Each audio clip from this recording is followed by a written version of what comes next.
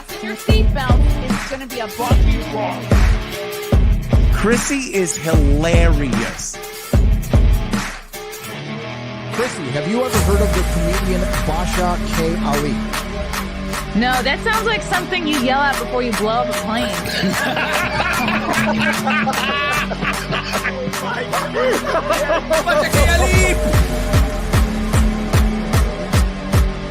30 seconds remaining. But you know what, good thing to say, I dabbled in stand-up for something. I haven't been disrespectful to you at all. I was very confused by the title, Everything Everywhere All at Once, because that's also what we call it when Ash takes off his shirt.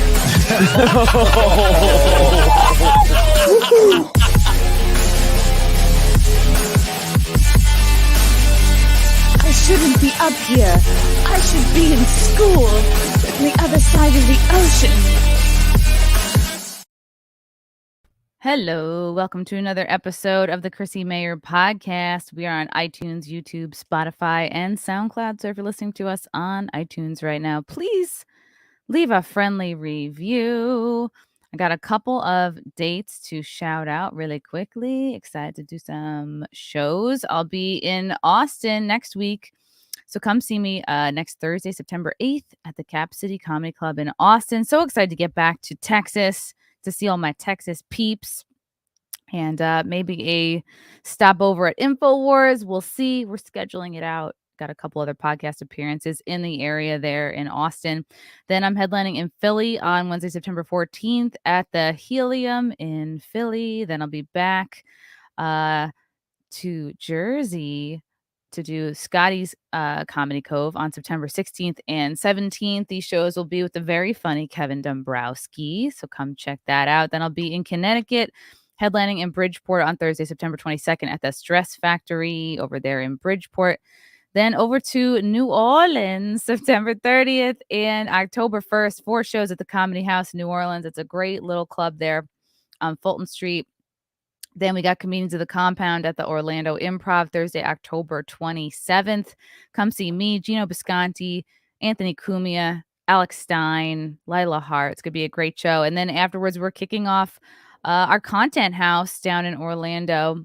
That's going to be a 48-hour live stream immediately following that show at the Orlando Improv. So get your tickets. That's the same weekend as the Friday Night Tights Geeks and Gamers meetup. So it's going to be a busy weekend. A lot of great people in town.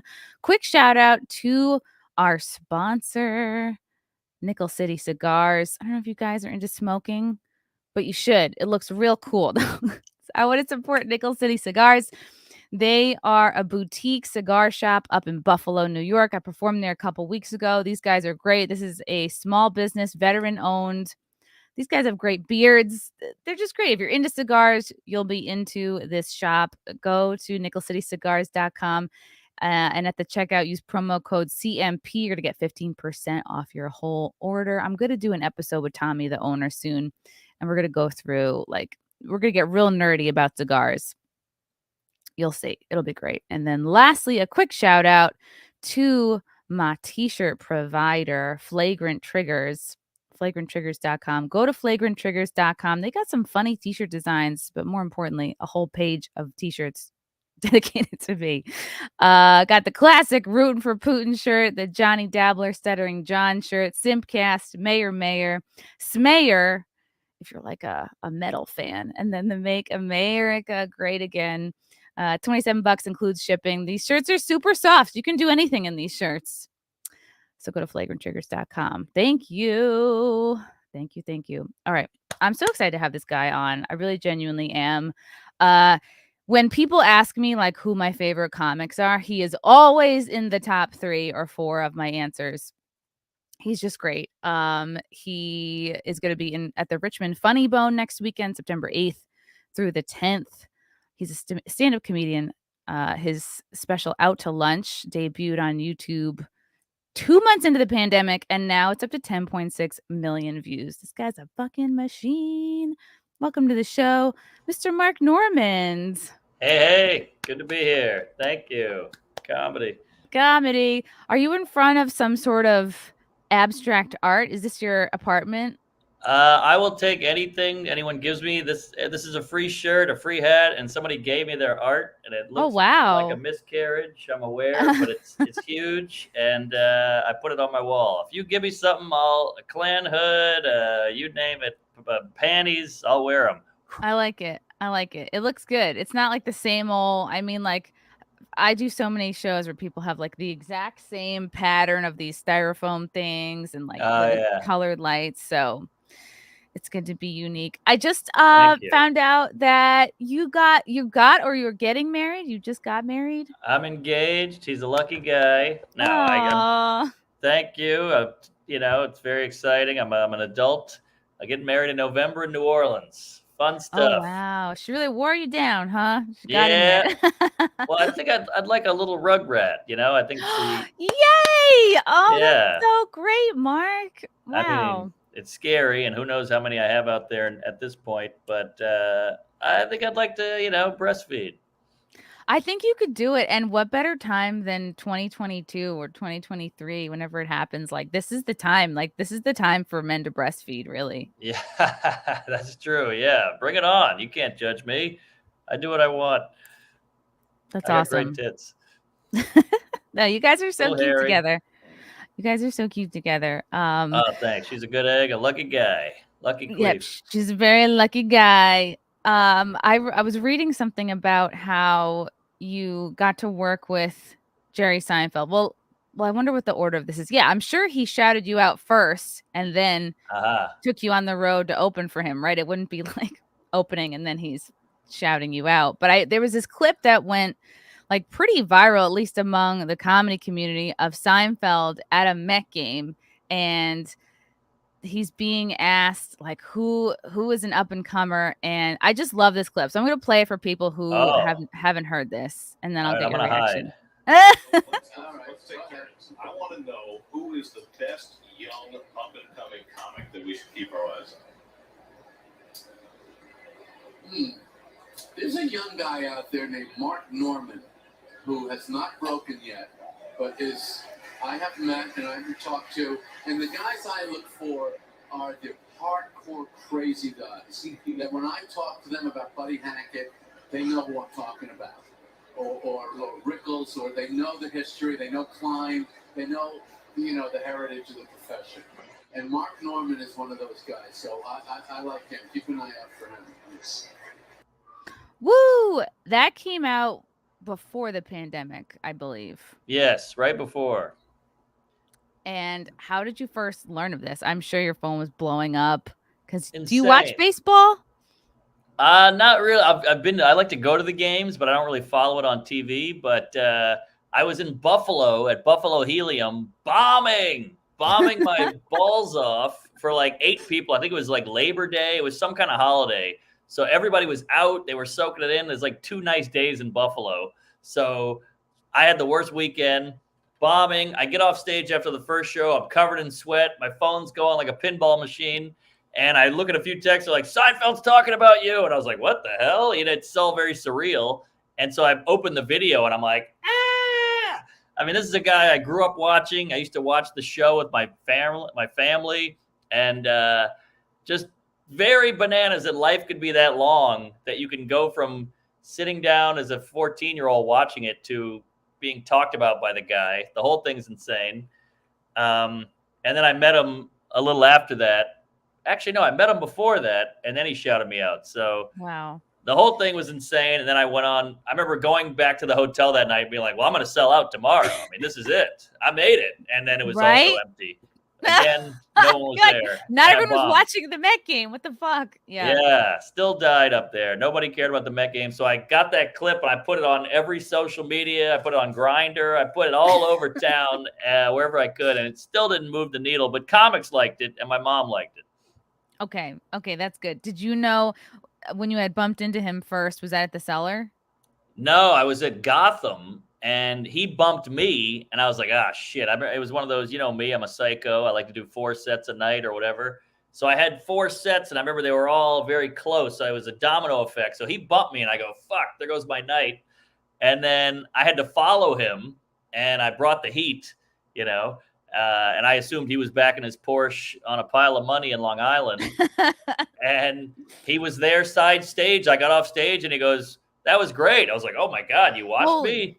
And he goes, "Yeah." He goes, "I'm a fan." And I go, "Oh my God." He goes, "Let's talk." So we go in the green room and talk for like an hour. I get his phone number. I blew him. It was insane. Wow, it sounds just like a female comic. This is great. Yeah. Yeah. Holy fuck, that's incredible. And it's almost like, had you known for sure if he was watching you, like maybe that would have made you a little nervous. Would have fucked my head up for sure. But I assumed he had left. Why would he watch me? And he said he saw me on a Tonight Show randomly. And he's like, "Oh, this is not bad." And then I happened to be at Gotham. And then he put the pieces together. And we ended up chatting. We kind of hit it off. He's such a normal, regular guy. And easy to talk to. And he gave me his number. And he was like, "Here you go in case you need it." I go, "I will never use this." He goes, "Use it, use it."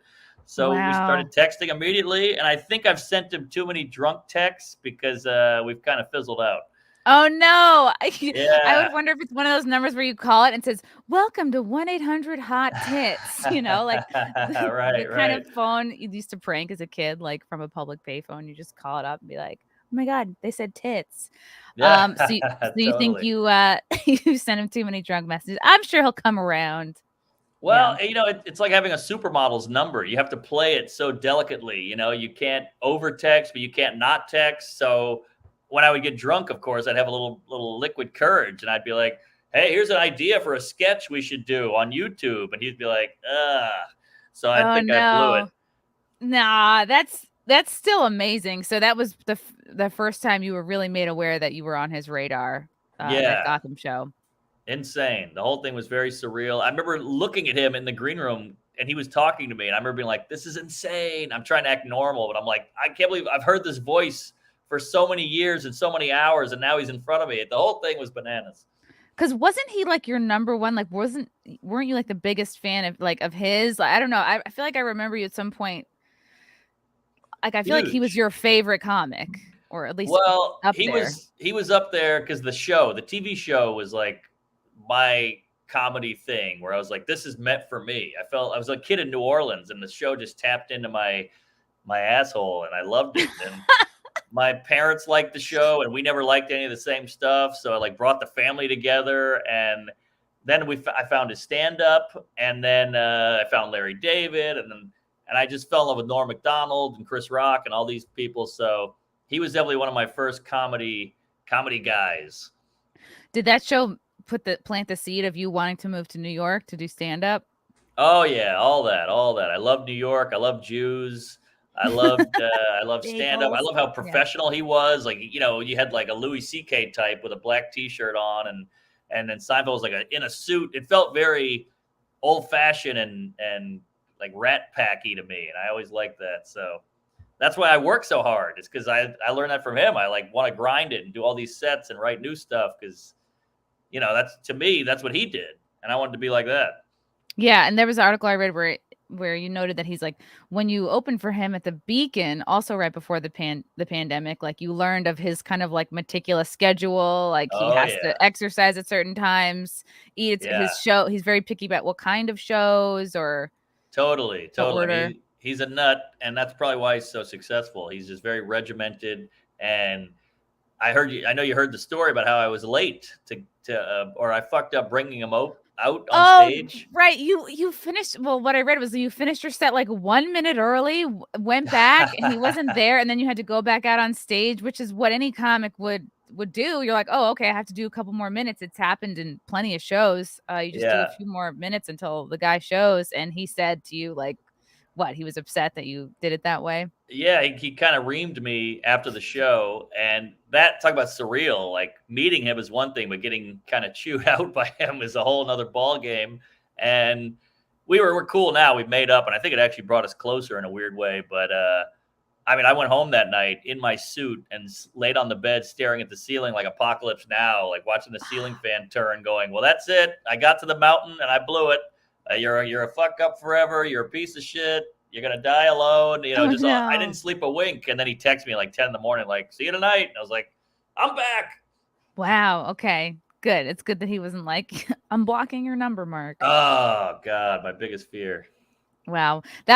I mean, God, I wasn't opening for I opened for Adam Carolla in like might have been like Oklahoma. Oh wow. No, or was it fuck, it was either Appleton, Wisconsin or it might have been Bricktown. Now I can't remember, but I opened for him for a weekend and it was like that. I don't know. That was such a moment for me because I just think he's so fucking funny. And Yeah, Loveline. I grew up on oh that. yeah, ever since Loveline, and he just is. I don't know. I feel like he's gotten funnier. He's kind of maintained his personality. Whereas you look like, you remember him and Kimmel from the Man Show. I feel like Adam has stayed the same and Kimmel has gone like, corporate late night host. He just, to me, is sort of like, he could be interchangeable with any of the other ones. But like Adam is just so freaking funny. And that was a real big moment for me too. It's like this, you do it long enough and you're lucky enough to maybe open for your comedy heroes. Well, so. was Adam what you expected? Because I've met him and he's I don't know if he's got a little Aspergery or he always says he has a dusting of autism. Did you find he was hard to connect with? I didn't feel like he was hard to connect with. Like he had, his people around him, but we definitely had some solid time in the green room to just like chat. He was actually more down to earth, I think, and easier to talk to than I expect. I expect everybody who's kind of famous to be like standoffish and like, who the fuck are you? And I remember he was so funny because it was obviously like during the right in the middle of pandemic stuff. He's like, man, I'm not big into the hand washing culture. I'll shake a hand, eat with it, lick it, shake another hand. He's like, man, what's the big deal? He's like, I'm not into soap culture. Like I can't even do his voice. He's like, just hearing him talk about like he's not big into just like washing in general fucking cracked me up. And he just was like, man, whatever. I liked that he was very like blasé about the pandemic stuff. And yeah, that's his whole thing. But the whole time, just like, oh my God, please like me, or at least please don't fucking hate me, Totally. But you got to realize, these guys we put up on a pedestal, they're thinking, is this opener going to hate me? Am I annoying? I want them to like me. Like we're all fucked up. True. So true. So don't forget that when you're getting insecure. And okay. I'm projecting. I should be listening to my own advice. When I get insecure, so like 10 minutes from now. Yeah, there you go. So it's funny because you mentioned like you were joking about your Grindr thing, and it reminded me of when you went on this early morning radio show. It was the New Day in Cleveland. Sure. This is another popular clip that like I don't know, comedians we sort of love because apparently on this show, and correct me if I'm wrong, Mark, but Bobby Lee and Bert Kreischer have also trolled this morning show. And Tom Segura. Oh my God. So this whole clip is hilarious and like you guys can watch on YouTube, but I'm just going to play like the minute I feel like you really crack her.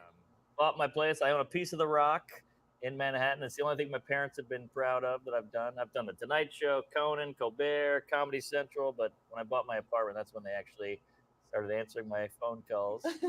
But hey, that's why I'm a comedian, because I got to get love somewhere. Oops, sorry, is that a Me Too? All right. I can handle it.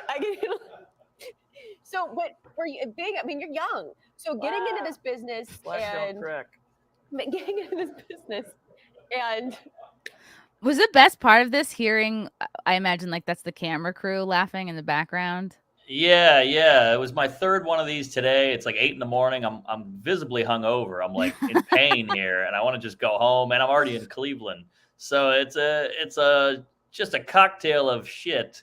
And I'm just like, I don't care anymore. I'm saying what I want to say.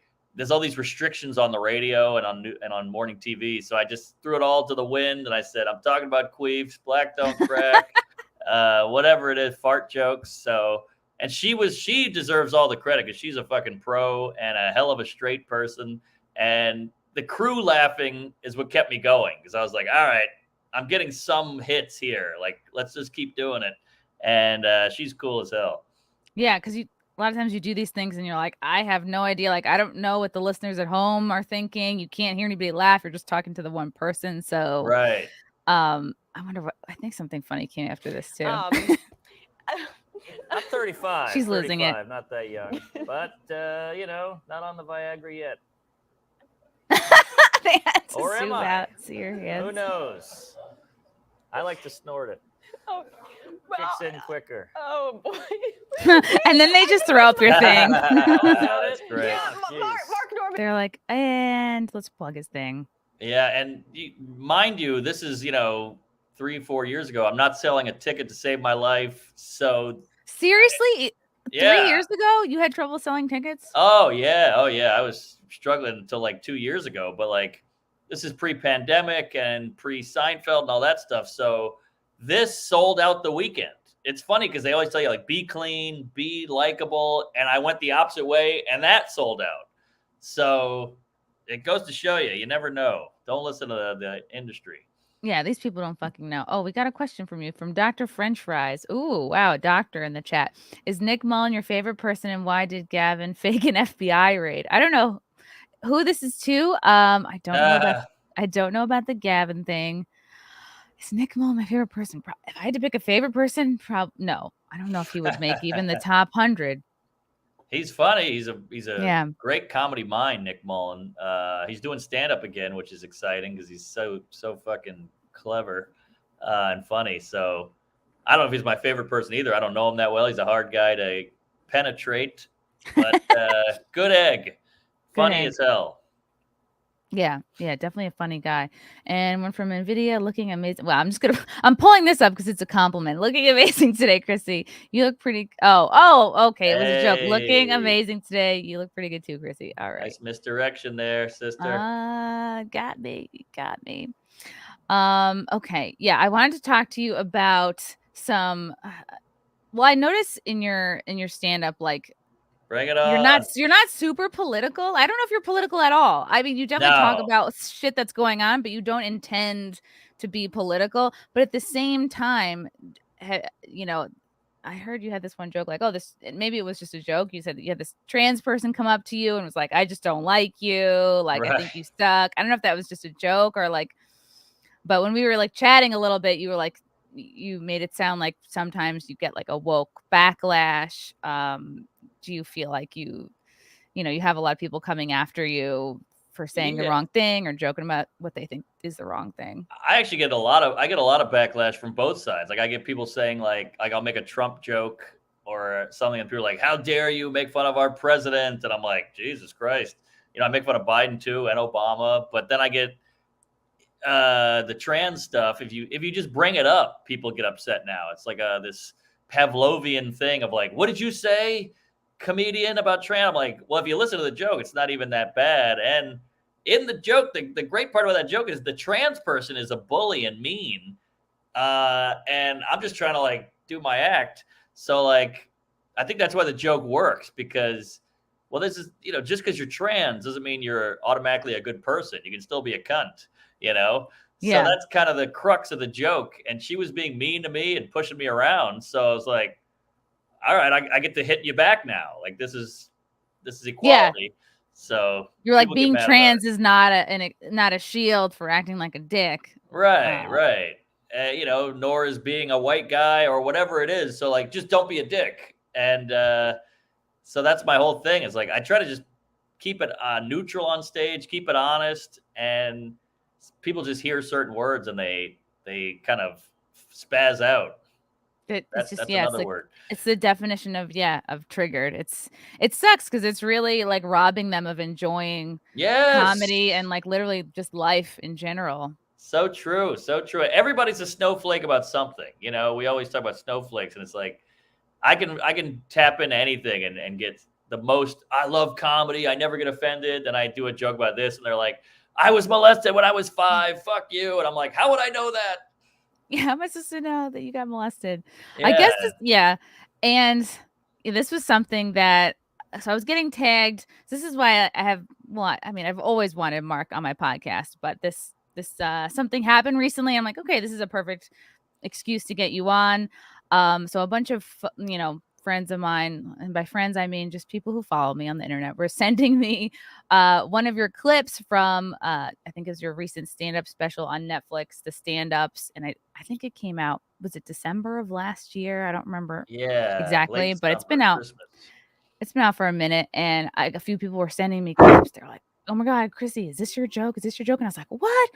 And honestly, I listened to it. My first joke was like, I did kind of freak out a little bit, but at the same time, Yeah. I was like, Mark is a really busy guy. Like the only time we worked together was like I opened for you at a weekend at like Hartford, Connecticut, pre-pandemic, and then I started to think about it. I was like, it was a long time ago, and I remembered it. I was like, oh, we were talking about this joke in the car on the ride back. Frank was driving like all of us back into the city or whatever. And again, like I would not expect you to remember this because it was so long ago, and you do so many shows. And I was like, fuck, I think he gave me a tag for that joke. So the gears started turning. But again, I was like, I've known you for years. I respect you so much. Like, I'm not going to blast you out. I feel like it was just like a same brain thing. So I'm gonna play your joke, and then I'm gonna play my joke, and then I guess we'll talk about it a little bit. Because I'm not trying to, I in no way am trying to like be like, oh fucking, I don't think that you stole my joke. I'm not trying to say that at all. And I don't want anybody listening to this to get the wrong idea, because I think you're awesome. And it's just a good example of like how these things can happen. So I'm just gonna play a little clip of this. Okay. I can't watch my act. Don't look at it. All right. Which I get. You know, a bunch of people are trying to put stuff inside me. I'd have some questions. You got to earn it, fellas. I feel like the vagina is a lot like a university. You got to be accepted. And much like university, easier to get in if you have a lot of money. You're like, well, how'd that guy get in? He doesn't have any money. Well, he's an athlete. It's a beautiful theater. Oh yeah, that's Midtown. Is this this is in New Orleans? No, that's Midtown Manhattan. There, that's impressive. Good for you. It's in a hotel. Your other friend's like, well, I got in there. You're like, well, the whole community's been in there. And you only got in because your dad got in.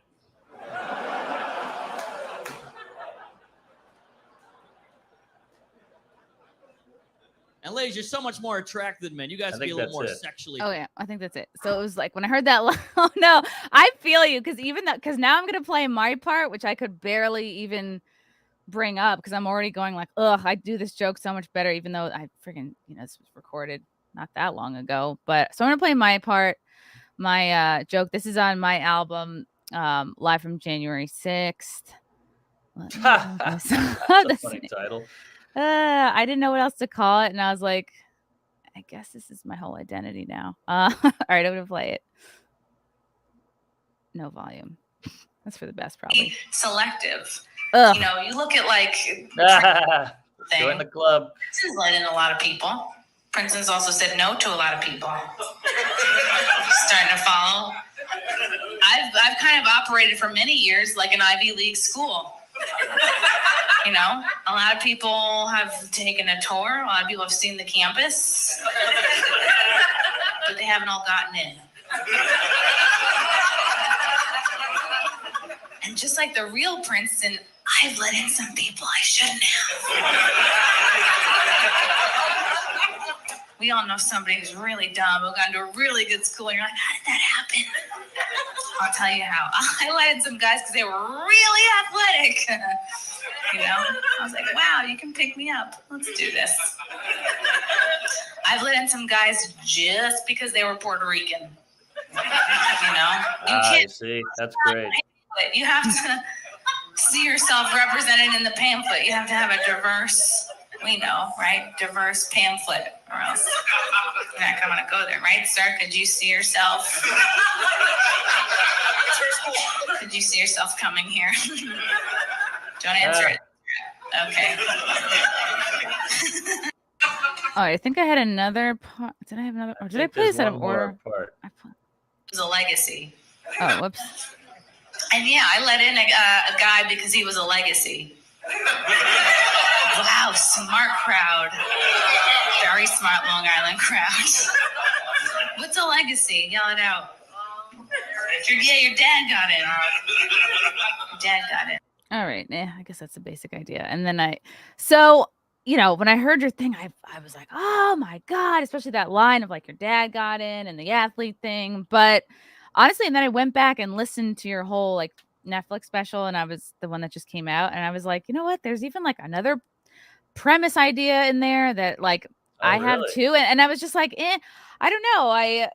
It actually made me feel better to listen. Anyway, the point is that these things happen accidentally. Like there's a difference between having a similar joke, like a same break thing, and a straight up joke theft, which I feel like people are very quick to joke theft. It's, it makes for very, I guess, clickable content. I know a lot of people jumped all over Amy Schumer when there was like a time during like Inside Amy Schumer, there was a bunch of comics that were like, oh, that's my joke, that's for the sketch premises.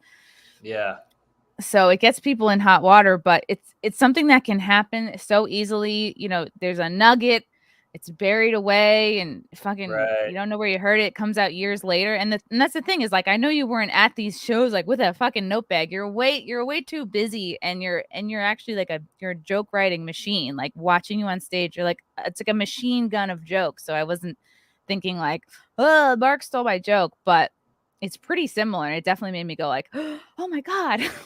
So yeah, it's definitely similar, and the fact that we work together is the part that's so, because I've had a million jokes, and other people had a million jokes, and I'm like, that's similar to mine, or mine is similar to theirs. But the fact that we work together is the part that bums me out and scares me, because I'm like, shit, is this subconscious coming in? And I'm such a joke nut that I'm like always trying to think of new, and I think it's that Dane Cook thing of like him and Louis. And Louis like, I don't think he stole it, but I do think shit seeps in over the years, and you're constantly trying to churn out.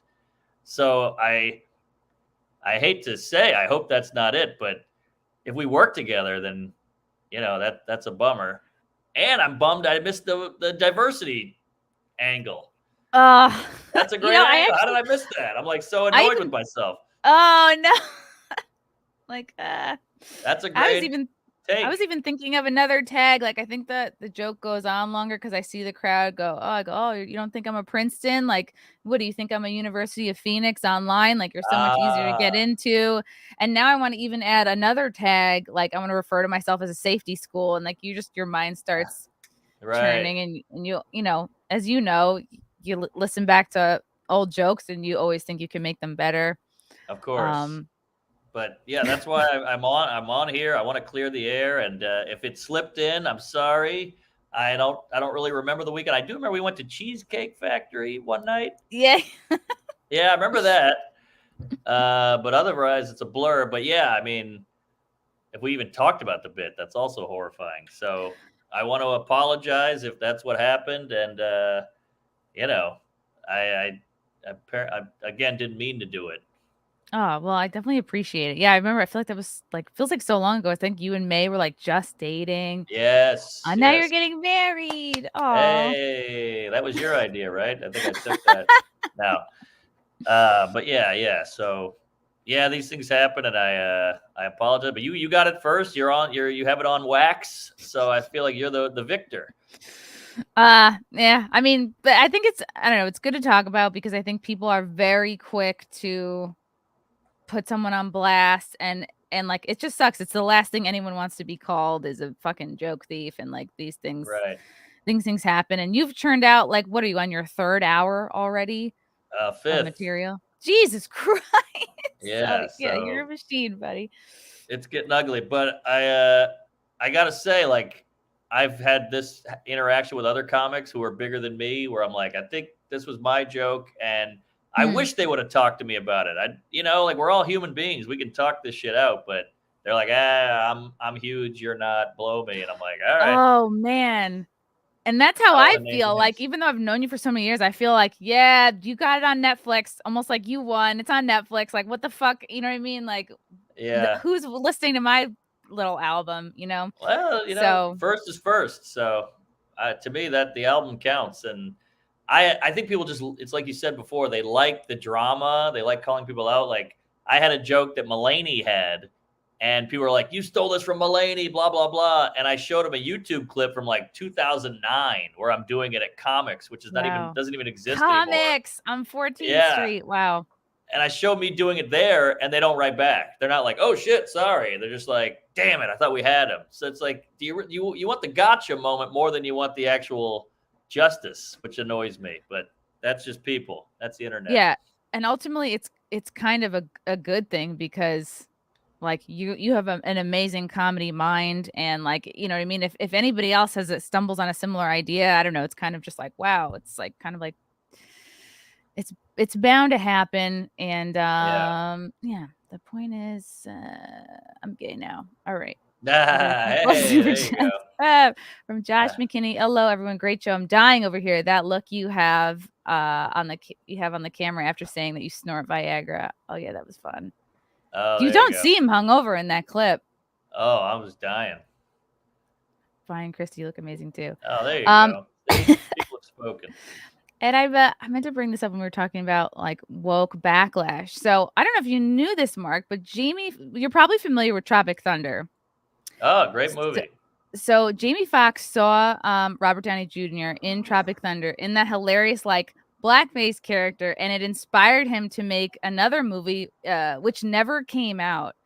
He directed it in 2016, and this is from earlier last month. Jamie Foxx says it'll be tough to release his shelved comedy that stars Robert Downey Jr. as a Mexican man. So he's essentially doing Mexican face in this movie. And I'm just going to blow through this really quickly. Jamie Foxx recently told Cinema Blend that his unreleased directorial effort, it's called All-Star Weekend. I couldn't remember the name before. It's going to stay shelved due to the current state of comedy. This was made in 2016. Jeremy Piven's in it. Robert Downey Jr., Benicio del Toro, Gerard Butler, Eva Longoria. It stars Fox and Piven as two best friends who win tickets to an annual NBA event.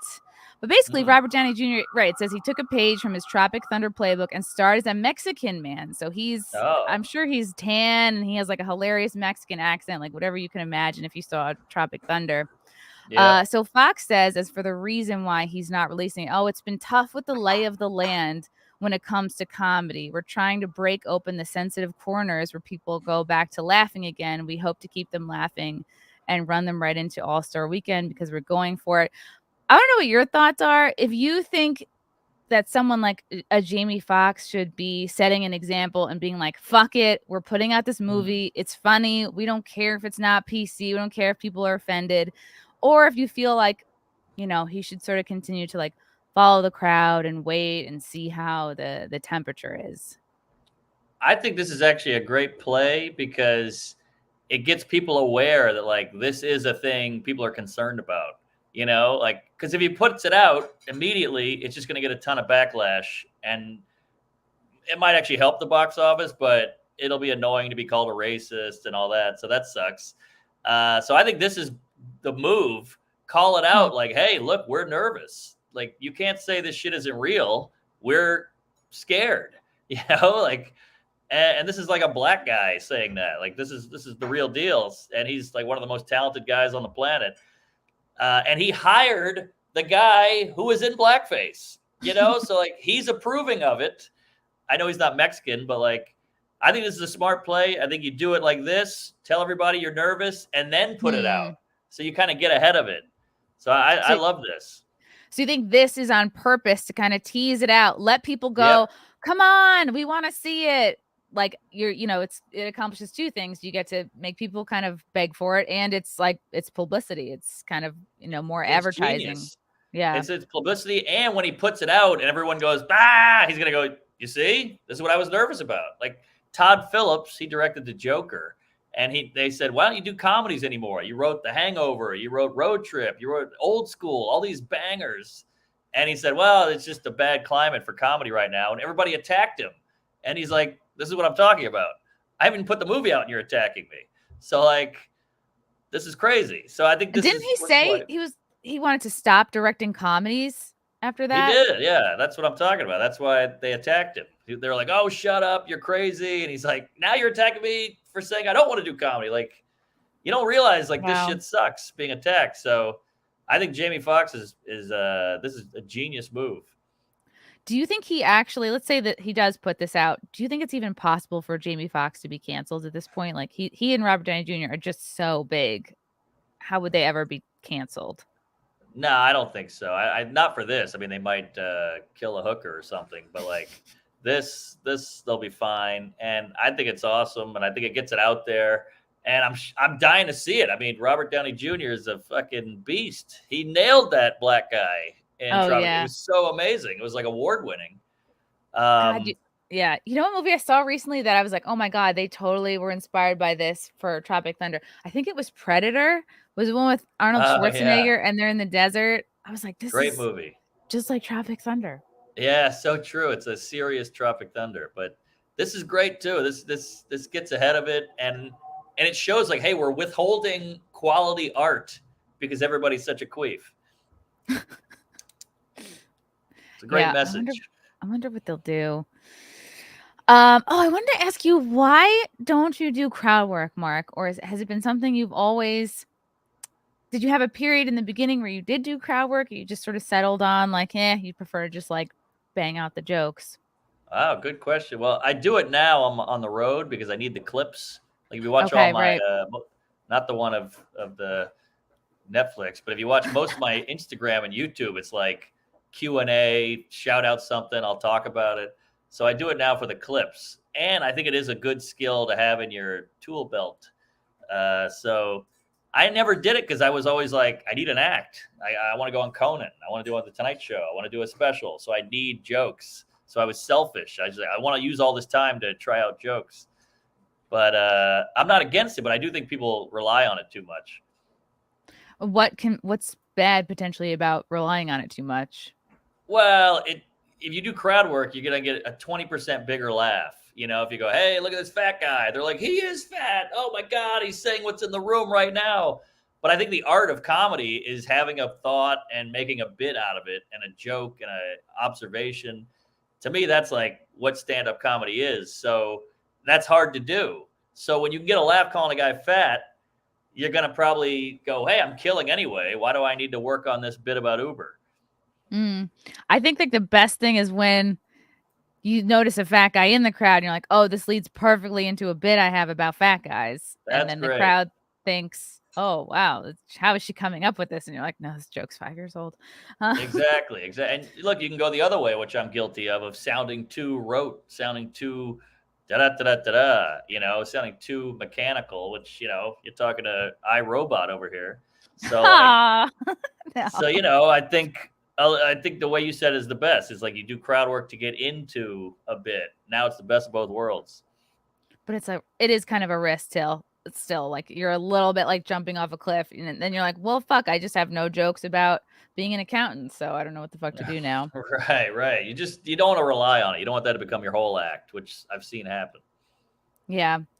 Let's see.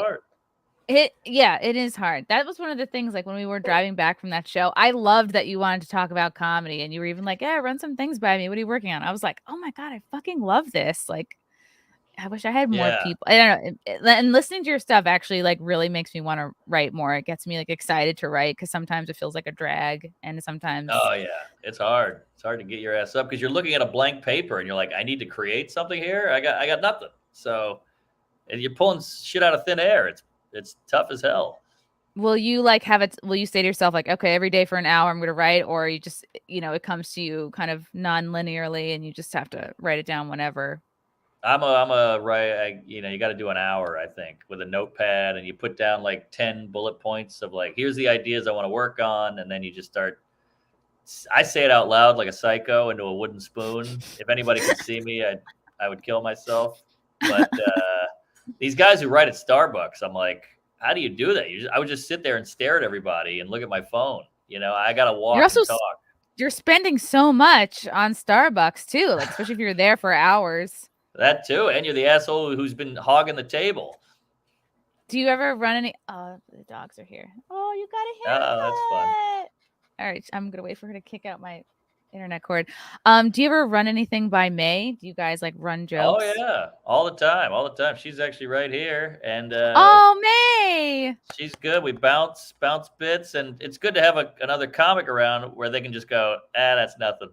So you're like, all right, good. I won't waste 6 months of my life trying to crack the code on that bit. Did people? Because I know correct me if I'm wrong. She started stand up while you guys were dating. No, yes. No, or she did it before. Okay. Were people giving her shit? Like, were people being like, "Oh, you're only doing stand up because you're dating Mark Norman"? Did she get any of that kind of shit at all? I'm sure. I think people were nice, but behind the back, I'm sure. I mean, how Yeah. can you not? Yeah. Well, that's awesome. I'm glad you guys are Yeah. doing good. Oh yeah, good egg. Good Eating egg. some lasagna. Right. You guys have to like alternate your road schedules so that somebody can be home to vacuum. Oh yeah, what do we Okay. pay a Jamaican lady? That's smart. That's so Yeah. smart. Okay, lastly, I'm gonna get your thoughts on Britney Spears. Fellow Louisianan. Oh yeah? Oh yeah, it's cut off. It seems ever since she's come out of her conservatorship, she can't stop posting nude like videos and photos of Yep. herself. This Oh is my messy. I don't know. She looks possessed. She looks like the chick from The Ring. She's crawling out of a Yeah. hole in the yard. Holy shit, she does. I always say her dad's got to be sitting around on a leather couch drinking a whiskey going, I told you so. You know, because like right when she got out, I saw her vagina within like 20 minutes on the internet. Oh God. Yeah. It's like maybe I go back and forth and then I see shit like this. And I'm like, all right, maybe she does need a lot of handlers and people controlling her phone and finances. It's like, I want to like her. I want to give her the benefit of the doubt, but I this like her. seems possessed.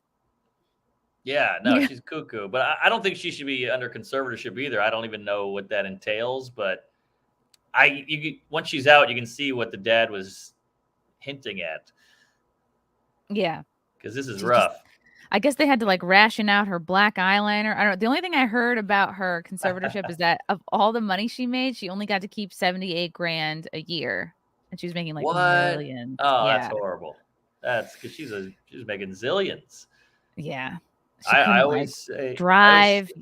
Yeah, that's horrible. She should be a lot of drive. Jeez. But you know, the Britney Spears dad should be in charge of Kanye too, while we're at it. You think he's nuts? Oh, what are you kidding? He's a cuckoo.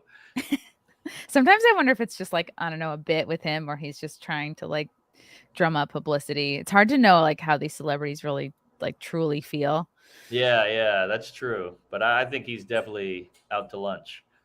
He's out to lunch and not coming back. One more from NVIDIA. It's okay. Free Britney isn't real. She can't hurt you. Oh. Well, what do you say to that one gay kid under the blanket? Oh, man. I remember that viral video. Yeah. Mark, what would you say? What would you say was like your biggest break? Like the moment where you were like, oh, fuck. You noticed a noticeable difference. It was an amalgam of things. It was like a compilation. It was like Seinfeld shout out, doing Rogan, the pandemic, the internet, like putting clips on the internet. I think it was all those things just came to a head and that did it. Because nowadays it's, back in the day it was like a Tonight Show will break you. And that is not, I've done 12 late nights. Nobody cared. Nobody watched them. Wow. So you put one clip online and it does better than a Tonight Show. So I think it was a concoction of things. When you were coming up, did you ever feel frustrated? Like, wow, a comic, 20 years ago or whenever late night would completely propel somebody's career. Did you ever have moments of like, wow, I've done all these late night shows multiple times and they're not like taking me off like comics of years ago completely propel their careers? Would you ever get frustrated and be like, oh, what the fuck? Like, I can't figure it out. But look, I'm a dweeb from Louisiana. So like, to me, if I got rid of the day job, that was a win. And I used to be a janitor. I moved furniture before that. I was a busboy. I mean, I went through the ringer. And sorry, my cat is now playing with the screen. But so just not having a day job and being able to live in New York City off of stand-up to me was that's all I needed. I was good to go. That was success. That was me making it. But then of course, once that happens, you want to keep going. When did you get to quit and where were you a janitor and when did you get to finally quit all your day jobs? I was a janitor. Sean Donnelly, I was broke, down and out, drinking too much, and I needed a job. And he said, look, man, at my office job, they need a janitor. I don't know if you would ever. And I was like, I'll take it. And it was a great gig. I mean, I had headphones in all day. I was mopping the floor, writing jokes in my head. I would go to the boiler room at lunch and write. And it was like a Goodwill Hunting situation where I was like secretly being a comedian while, cleaning a toilet during the day. And it was fun. I loved that job. It was better than any office job I ever had. I wouldn't say it was fun when you're cleaning feces off the bowl or getting like a possum out of the aviation ventilation duct. What kind of an office was it? It was just like a high rise in Midtown on the east side, and it was like a hedge fund kind of thing. And I would have to just clean up and clean out the fridge, clean the toilets, mop the floor, all the grunt work. So you moved to New York. You didn't have, and that was your first job. No, I temped. I moved furniture. I busboyed. So I did everything. But you went to college though, right? Did you ever think of getting like an office, being an office worker? Yeah, I did that for a while too, and I hated it. That was hell. That was like torture. It really is hell. I did so many of them, and like you have to work so hard. I don't know if you felt this way, like to hide the fact that you do stand up, because once you tell someone, they'll never shut up about it. They want to run their bits by you. They go, "Oh, you can have this," and you're like, your life is so fucking boring. The last thing I would do is talk about something my coworker said to me. So true. So, I mean, in an Uber, it's hard to hide, and that's like a 10-minute ride. So imagine going somewhere every day for months, and it eventually has to come out. And then they go, we're all going to come. We're going to see you. And you're like, all right. Then they come see you, and I got 8 minutes on the Holocaust, and they go, all right, we got to fire this guy. Like, we're going to shit extra so he can clean it up on Monday. But yeah, to me, the hardest part about an office job was that pretending, like, the small talk in the kitchenette and the how was your weekend, Bob? $1 short of millionaire. All that shit was. I wanted to put a gun in my mouth. Dude, me too. It was really the hard, and I got so wrapped up if the receptionist liked me, if all the other assistants liked me, if they invited me out to happy hour or not. It was crazy. Yeah. That's why janitor was the move. I had headphones in. People assumed I was like a heroin addict. So they're like, why is this young white kid being a janitor? It was me and like a bunch of Mexican guys. We all got along. We had a great time, but people just left me alone. That's awesome. Yeah, they were like, well, it's either here or Trader Joe's, and he's just fresh out the clink. Right, right. So good awesome. times. I recommend a gig like that. Yeah, so people leave you the fuck alone. Yeah, I finally well, I don't know. I wouldn't say that I quit my job in December and became full-time. I was fired from my last day job in December, but it all lined up. Like I started a business and I was like, fuck yeah, I just needed to be pushed out of the nest.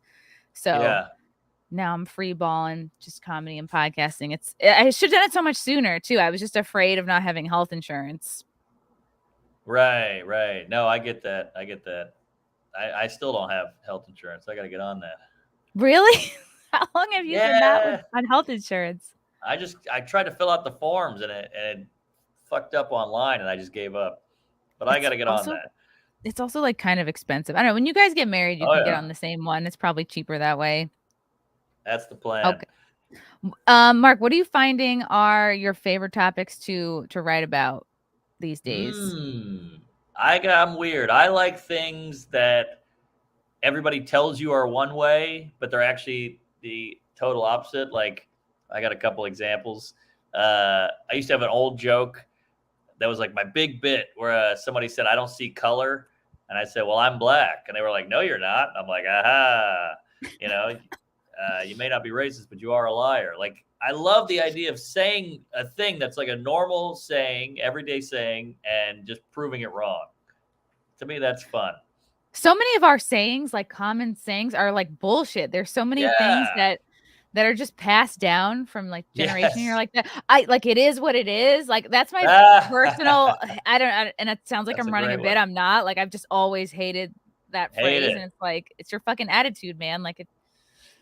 Yeah, no, so true. Another one I like is when Caitlyn Jenner was like big news and everybody loved her. All these women were saying, she's so beautiful. She's so beautiful. And I was like, well, you kind of look like her. And they were like, fuck you. And I love a joke where you can just, in one sentence, you can just tear down their whole bullshit world. Yeah. Yeah, that's the best way to do it, especially the people that are uptight or they sit in the comedy show with their arms folded, or maybe a lot of times an audience member might be afraid to be seen laughing at a joke that's like not politically correct or like a Right. little racist or whatever, and it's like, no, you came here to have a good time. So I think the best way to get in and loosen people up obviously is through comedy, because nobody wants to be preached to. Nobody wants to be told that they're wrong or their beliefs are wrong or like Sure. It's such a weird time where if you disagree with people, they're allowed to like attack you and stuff. And look, you're allowed to attack, but you can't say you're a compassionate person and then try to destroy someone because they have a different political leaning, right or left. I think the whole thing is very strange. I think with online, we've gotten so tribal, and it's a real bummer. Yeah, definitely. Once you record and like finish an hour, do you find like you're completely done with that, or do you still do those jokes on the road? Like, will you do like older jokes? I like to do an hour, and then I have a secret 20 minutes or 15 minutes in my back pocket. So when I record that hour, I go back on the road, and obviously you're leaning on that old stuff, but you're trying to pump out that new, but you got that 15 or 20 to rely on, and then you just get to 21, 22, 23 minutes, and then you're kind of off to the races. You know, when you have an hour, you can see it to start kind of fall into place.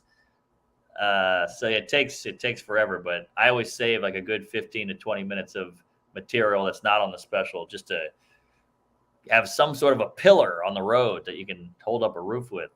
Yeah. How long does it usually take for you to write like a new 5 or 10 minute bit? Or does it vary? I'm a cunt. I'm such a wordy douche that it takes me forever to get every word right. And then once you get it down, now you have to pretty much have it memorized where you can say it like second nature. Like even when you're bombing, when you start getting all flustered, you still have to be able to deliver it. So for me, it takes a while. These guys who pump out, they have stories. I'm so jealous. I'm such a little crafty coos. A little crafty coos. I think it was I don't know who it was, if it was Joe Mackey who said, like, you were talking about before about your writing process. He said, maybe it was him, maybe it wasn't him, but like your first one or two, like you have a premise, your first one or two like jokes or punchlines or thoughts, you should throw those out because those are thoughts that just about everybody else has. And you should go for like the third thought. That's good. So, wow. I don't know if you're going to process like that. No, Mackey's brilliant. Like he's such a great joke writer. He had a little move where he said, if you can't figure out how to crack the code on a joke, whatever way you're going, just try the opposite way. Because that might be you can't see it because it's so different than where you think it is. And I use that all the time still. He told me that like 15 years ago. Yeah, I think a good example of that was like on the radio show when like she's like, "Oh, you're so young," and you're like, "Black don't crack," and it's like you don't have to explain yourself, like or say that you're. Right. It's just like it's good. I love how silly you are. Oh, thanks. You could go left field sometime. We're all gonna die one day. We take shit It's seriously. true. We are all gonna die one day. From Plotbot, Lewis and the Ramones, my friends took my baby away. I don't know if that's relevant. Elsa Bear, you guys should have also mentioned the bar for Asians getting in is much higher. Oh, that is good. That's a great line. Oh, damn, Elson. All right, well done. So true. I'm just gonna check through, make sure I didn't miss any questions for Mark. We missed so much. Mark Norman should write jokes about all the different remotes for a TV. Oh yeah. I don't know if he's mocking me, but I like that angle. Tell. That's funny. Sometimes I'll bring the insults up on the screen.